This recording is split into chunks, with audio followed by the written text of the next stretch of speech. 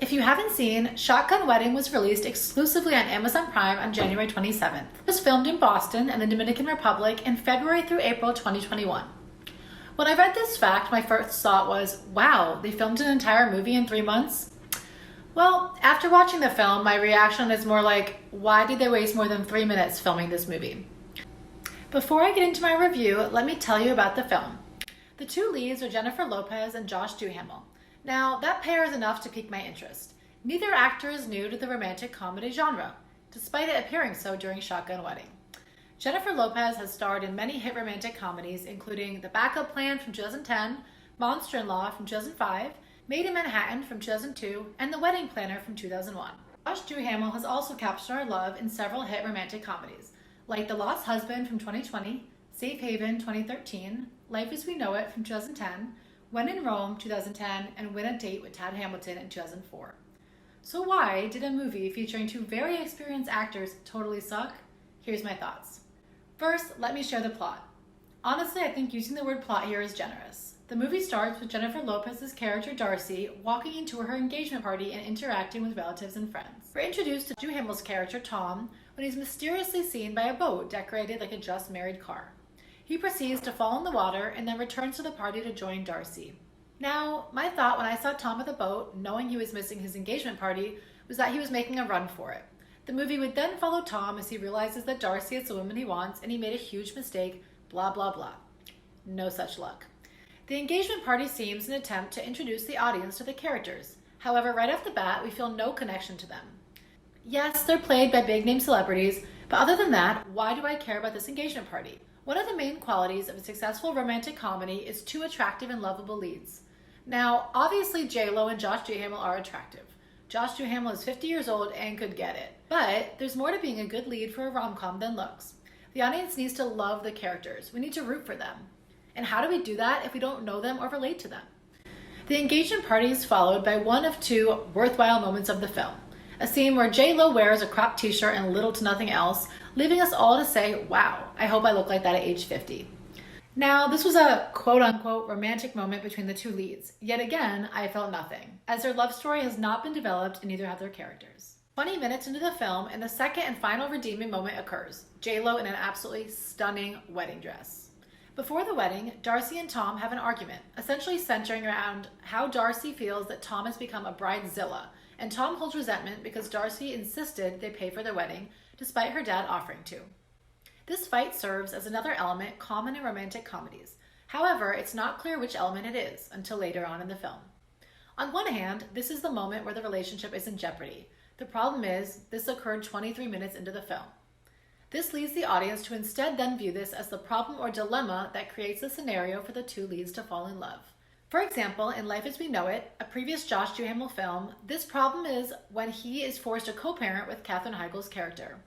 Now recall in this film, the scenario works because the two leads start out hating each other, leaving the audience to root for the moment when their hate turns to love.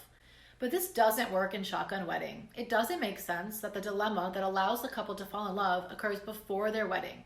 Instead of rooting for the two leads to work it out, the audience is left begging Darcy to go rebound with her ex-fiancé Sean, played by Lenny Kravitz. Spoiler, she doesn't. Sean's appearance serves as another element that commonly occurs in rom-coms, the ex who vies for the main character's attention. The relationship between Darcy and Sean is not played out in the film. Next up is the plot twist. Pirates hold the wedding guests hostage and chase Darcy and Tom through the jungle. We also discover that Tom knew the pirates came to the island the year before and that there was a risk. Here we observe the true moment when the relationship is in jeopardy. But because the relationship has essentially been in jeopardy the whole movie, we don't care. There's been no romantic scene between the two leads, no relatable character traits other than cold feet before a wedding, and despite the action in the film, the very cheesy one-liners aren't enough to keep us entertained. We actually feel more connected to the wedding guests at this point than the main characters. Two of the wedding guests had a one-night stand the night before, and I find myself hoping they'll end up together more so than Darcy and Tom. A reason for this is that we can relate to this concept. The idea that a one-night stand can turn to love is a romantic concept these days, sadly. Similarly, Darcy's mom's character is played by Sonia Braga, who is Samantha's love interest in Sex and the City. She is depicted in this film as the older woman whose husband left her for a younger model.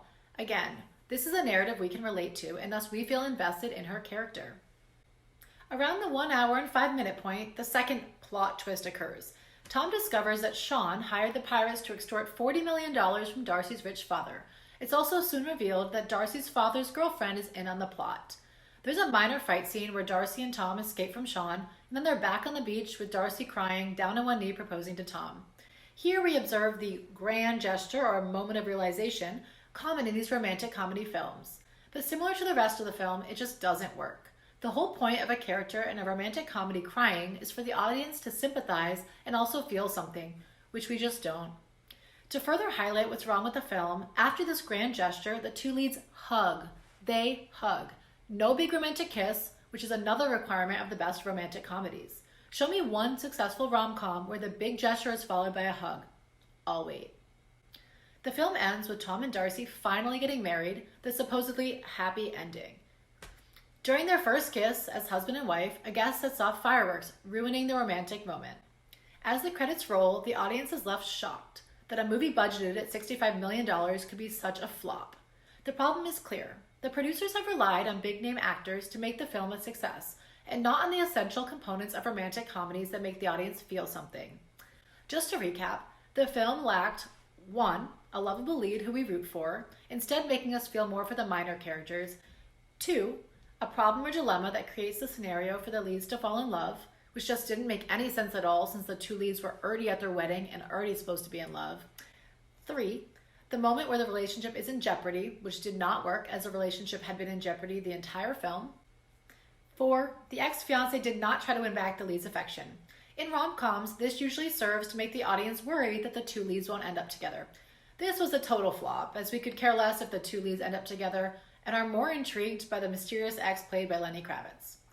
5. There was no swoon-worthy kiss in the film, and no, a mediocre hug and a wedding kiss that's interrupted doesn't count. 6. The grand gesture is honestly cringeworthy and does not incite an emotional response. 7. The one aspect of the rom-com that this film excelled at was the beautiful setting. I'll give them that. And 8. It can be argued that there's a happy ending, but again, the audience is so indifferent to what happens between Tom and Darcy. I think a happier ending would have been if Darcy's parents actually reunited or the one-night stand couple made it official. Overall, this movie is truly not worth anyone's time. It's as if directors and producers think they can just pair up two hot celebrities, not develop their characters, and will be invested.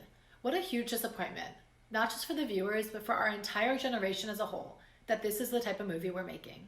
Thank you so much for watching, and I hope you enjoyed this video. Comment with a rom-com you'd like me to cover next, or subscribe to my channel for more. Thanks!